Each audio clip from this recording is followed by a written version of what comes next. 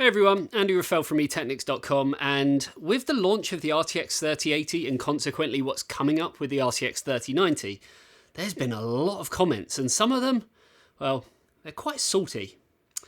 Yeah, let's take a look, shall we? Let's do this.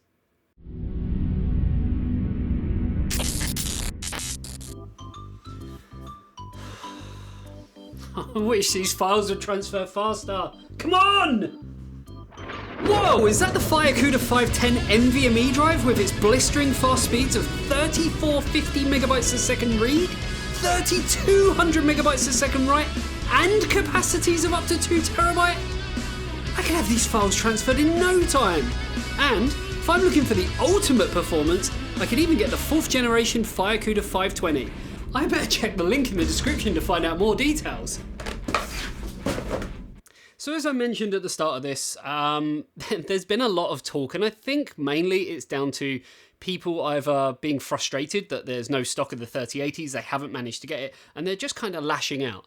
And in all honesty, I think it's quite funny, really. You know, I mean, I'm kind of expecting the same sort of thing with the PlayStation and the Xbox stuff. I know people who even tried to order Xboxes last night, and they are kind of in the same predicament, where they just haven't had the stock in the retailers and they haven't been able to get anything. I mean, even with the Xbox stuff, technically you're waiting in line to wait in line. It's a pre-order thing. So yeah, but what's kind of gone on with the whole NVIDIA RTX 3080? We know that there was stock shortages. We know that, you know, even in, I believe it was Germany, Zotac cards, they had 20,000 orders at Amazon Germany.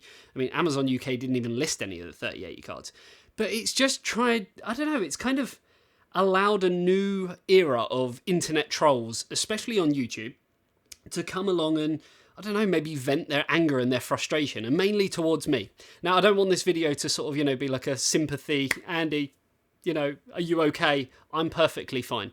Stuff like this doesn't faze me at all.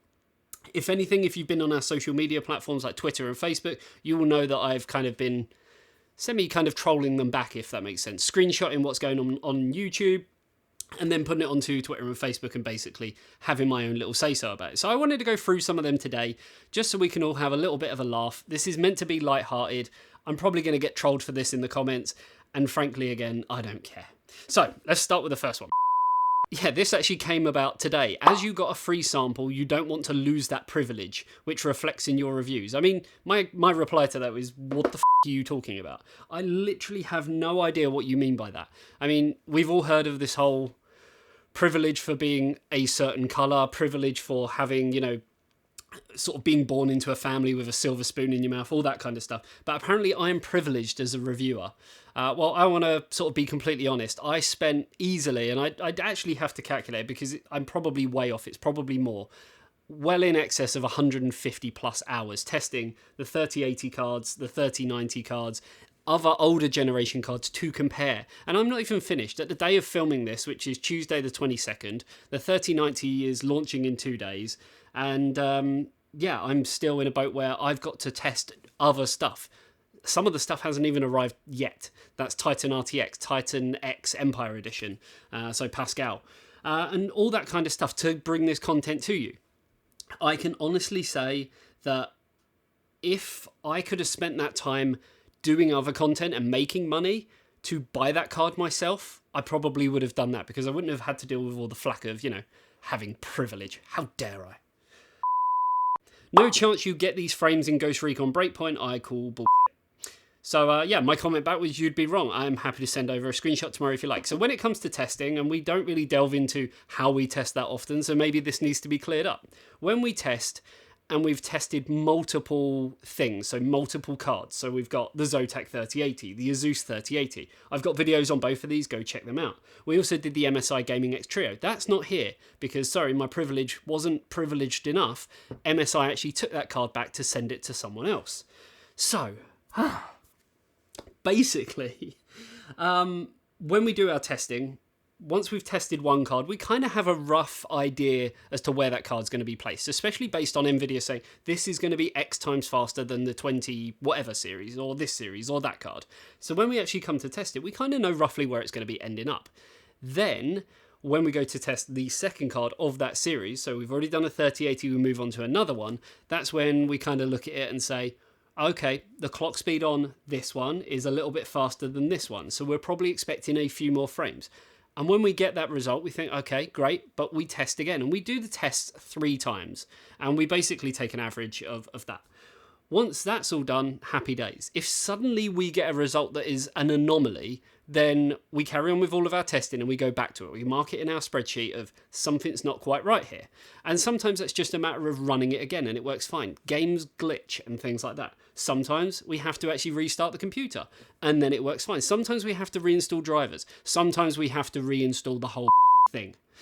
And yes, that did happen to me. And yes, it took ages because the internet connection in my office is only 40 megabit down and 10 megabit up. So it was actually quicker for me to take the whole test bench all the way to my house. I say all the way, I live 3 minutes away from my office, but I had to take it all the way there and basically download there because I have a much faster internet connection. So yeah, things go wrong. So when we see comments like this, we're like, dude, no, just take the result. This is just what it is. I'm sorry, but it is. But so-and-so at this channel or this website got different results.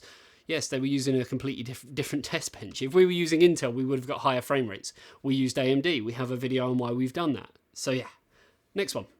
So the next one is there is tons of videos already. I think it means are. I'm going to go, try not to be grammatically correct, but there are tons of videos already on YouTube benchmarking the 3080. And my response was, and now there's another one, and probably the only one that tested 8K. So for anyone who's not watched our videos on these, we tested at 1080, 1440, 4K, and 8K. Just because, why not? We have the technology. We had the functionality and the products to allow us to do it, so why wouldn't we sort of test that to sort of see what the next era and next generation of gaming is able to do at 8K? And yeah, but apparently we shouldn't have done that because other people have done it. Well, Henry Ford brought out a car, then so did many, many others. That's just life. That's how it works. Luckily, someone came in and kind of backed us up. Consumers get one unit while YouTubers get their hands on multiple to continue to oversaturate YouTube with 3080 benchmarks. You make several videos on the 3000 series. You really believe you're the first one to benchmark Crysis Remastered. It's an easy cop-out to be creative just by doing what everyone else is doing. Sorry for the sort. So it sounded like he was actually sort of, on our side, but no, completely went off the other end of the rails. And this came down to the fact that Linus tested an RTX 3080 on Crysis Remastered. I didn't even realise. We filmed it, I think, on the day that he released it. And, if we sat down every single time we filmed something, then scoured YouTube and went, what a waste of time. We just spent a whole day filming. Someone else has already released it. How fucking dare they? So there's that. Next one. So, can this clown do anything original by himself? So I asked, what the hell is he talking about? But yeah, his name was Me Too. So, bit egocentrical, I've got to admit. Apparently I can't do anything original. And I think that goes back to, again, the fact that I tested 3080s. How dare I test 3080s that have been sent to me by companies who expect me to test 3080s? How dare I? Next. Thank you for this review. Appreciate it. You're welcome. See, we do get nice comments as well. Please give one from your old card, for God's sake. So this is something I get on the daily. Never thought I'd say on the daily in my life. But as you probably have seen in the studio, we have a whole rack of graphics cards. We've got motherboards. We've got, lots and lots of stuff here. And basically, I don't know. We get messages on a variety of platforms. YouTube, Facebook, Twitter, TikTok. Go check that out. We're publishing some pretty cool content on there. Even emails. I get hundreds of emails daily asking for free stuff. Asking for a free PC because their auntie has just died and on their deathbed they said go to eTeknix and ask for a free PC. These are, I shit you not, these are the kind of excuses that we get.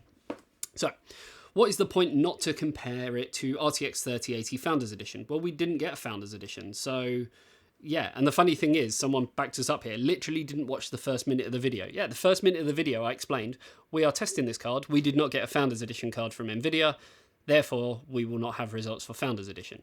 But plenty of other people had Founders Edition, so if you wanted a base point, go over to there. Obviously, it's not going to be a fair comparison because that's not how comparisons work. So, next. Your NVIDIA comments at the start of the video are complete bull poppy do. That's one way of explaining it.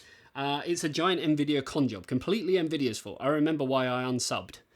So apparently, am I a shill? Am I not? I'm confused by that one completely. But yeah, I think a lot of people, and this goes back to the whole saltiness of the fact that people are so frustrated because of the lack of stock and they didn't get their card on launch day that they are resorting to, well, it's all Nvidia's fault. Nvidia have, they've got it in for me. They've done one over on me. And anyone who was a part of that is in exactly the same boat.